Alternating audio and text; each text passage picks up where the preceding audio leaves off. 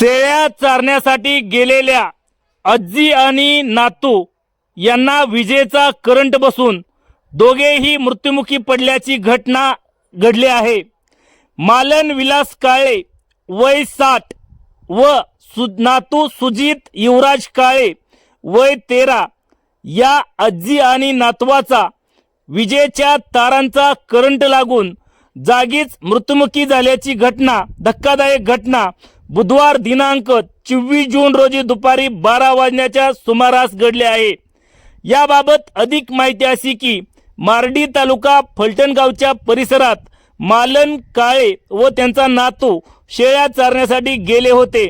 पावसाची झिमझिम सुरू असतानाच काही दिवसांपूर्वी विजेची तार त्या परिसरात तुटून पडली होती। याबाबतची कल्पनाही वीज वितरणच्या अधिकाऱ्यांना देऊनही ही तार जोडण्यात आली नव्हती।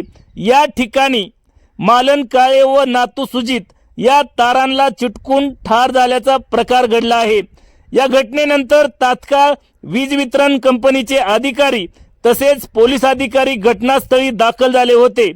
वारंवार सांगूनही विजेच्या तार न जोडल्यामुळे ग्रामस्थांमधून वीज वितरणच्या अधिकाऱ्यांबद्दल तीव्र संताप व्यक्त केला जात होता। अतिशय दुर्दैवीरित्या आजी आणि नातूच्या झालेल्या दुर्दैवी मृत्यूमुळे मार्डी परिसरात हळहळ व्यक्त केली जात आहे।